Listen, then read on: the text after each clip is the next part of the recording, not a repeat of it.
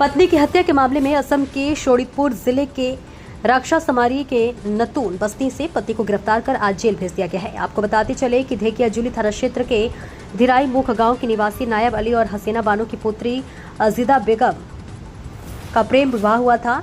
रक्षा समारी पुलिस की चौकी क्षेत्र के नतून बस्ती के निवासी अब्दुल मुतालिब के पुत्र इनामुल हक के साथ प्राप्त जानकारी के अनुसार ब्याह कुछ दिनों बाद ही दोनों के बीच कुछ मतभेद उत्पन्न हुए थे। हालांकि वे साथ ही रह रहे थे और यहां तक कि उनके बीच एक प्यारी पुत्री भी हुई थी। लेकिन 2 दिन पहले सुबह करीब 9 बजे एक संतान की मां 21 वर्षीय अजीदा बेगम ने ससुराल में फांसी लगाकर आत्महत्या कर ली और ऐसी खबर अजीदा के मायके वालों को मिली। तो वहीं घटना की जानकारी मिलते ही अजीदा के मायके पक्ष के लोग रक्षा समारी के नतून बस्ती पहुंचे। वहीं दिवंगत अजीदा के पिता ने यह आत्महत्या नहीं बल्कि एक सुनियोजित हत्या बताया। इसके चलते ही उन्होंने न्याय की मांग करते हुए धेकियाजुली थाने में प्राथमिकी दर्ज कराई और वहीं रक्षा समारी पुलिस चौकी के प्रभारी अधिकारी चारू राजवंशी ने प्रारंभिक जांच के बाद हत्या के आरोप में इनामुल हक को गिरफ्तार किया और इसके बाद चिकित्सीय जांच कराकर उसे जेल भेज दिया गया। असम से प्रशांत वैश्य की रिपोर्ट। ঘটনাটো হৈছে আমাৰ ছোৱালী এজনক বিয়া পাতি দিছিলোঁ ৰৌমাৰী নতুন বস্তি।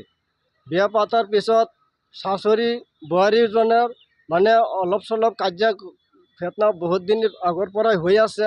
হৈ পেলাই মানে অত্যাচাৰ যেতিয়া তেতিয়া কৰি থাকে। আমাক অৱশ্য জনাইছে, জনালেও আমি কৈছোঁ ওপৰৰ ঘৰৰ মানুহ আমি ডাঙৰ কৰিছোঁ, এতিয়া বিয়া পাতি দিছোঁ, মা এতিয়া তোমাৰতো সংসাৰ তাতে কৰিব লাগিব।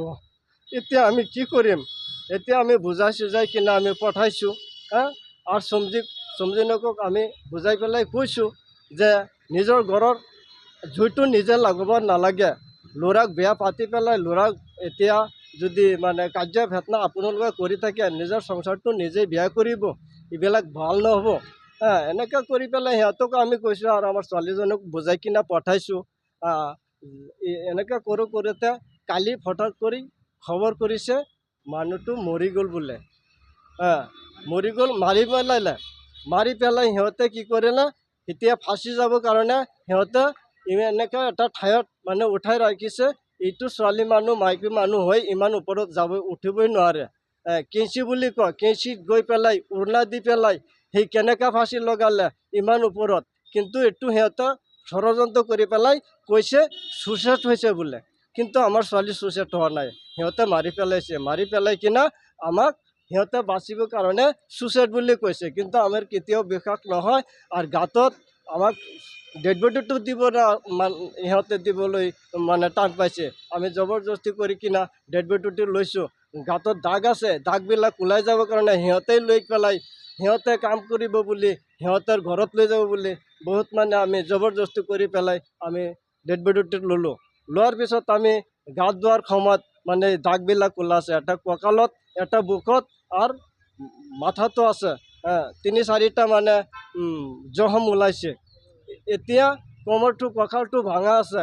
এতিয়া আমি উচ্চত ন্যায়ৰ লগত আমি সত্যত চলা মানুহ, আমি সত্য বিচাৰটো চাই আছোঁ।